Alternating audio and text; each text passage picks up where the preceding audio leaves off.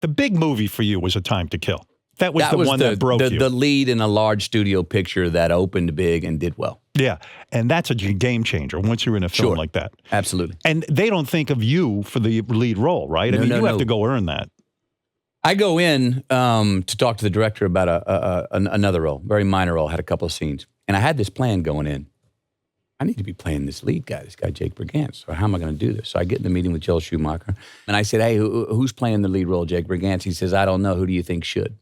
And I remember I was smoking at the time, and I remember taking the cigarette at that point and taking a nice hit and going, I think I should. And he laughed. He goes, that's a great idea. It's never happening, da-da-da-da-da. Well, Because why? Because the studio isn't going to bank on someone like you. You're not known at that point. No way. At that time, who were they thinking about? Brad Pitt? I think so. I think they were also thinking about Woody, and then Woody Harrelson, and then Costner was also spoken about it. Yeah, what gives you the balls to go in and say it should be me? You know, when you hear one, I believed it. I thought it should be me. Right. Two, I knew I was taking a long shot, but I knew I had a gap of a window, and if I don't throw it out now, well, I'm not going to know, and I'm going to walk out of here pissed off I didn't try. Well, Joel laughs his ass off and says, hey, it's a great idea. Guess what? It's never happening. But a little thing happened around there. Sandra Bullock, who was already in the movie as Roe Ark, has a movie open called While You Were Sleeping.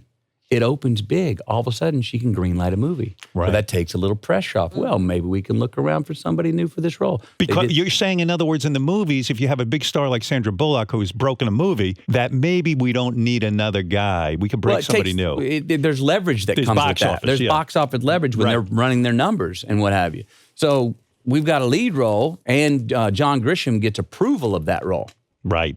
And they had somebody else in mind. He didn't approve them. So it's getting close to shooting. The script's written, the schedule's set out, everyone else is cast. All of a sudden, well, let's try them out. So they fly me out, and Joel Schumacher did a cool thing. He did it in a little dark studio, and it was on Mother's Day, I think. And it was on a Sunday. And he goes, the reason we're doing it on Sunday and Mother's Day is because even if you do good, you're not going to probably get the role. And I don't want it to go against you that you tried it out for it and didn't get it. I mean, maybe he was trying to make you relax by just saying you're not going to get this. I think he was just telling the truth. He was like, "Look, I'm for it, but I don't think this is going to work out. I don't think the studio's ever going to approve." When you actually do the audition, are you a fucking bundle of nerves, or are you able to dismiss all of this? Like this could be a career changer for me. When I'm good at an audition, I'm like, fuck it. Do you ever fuck up auditions, or are you just good at it? Absolutely. You're good at it. And I'm better at it when I fuck it up and then come back. You pop the top on it. When I'm not good is when I've gone in and left a little bit in there. Were you shocked when Schumacher gives you this role because he's telling you the whole time you're not going to get it? Absolutely. I got the call, I think about midnight in the middle of the desert. I got a call from Schumacher and John Grisham and said, you want to be Jake Brigance? And I'm like, hell yeah, I do.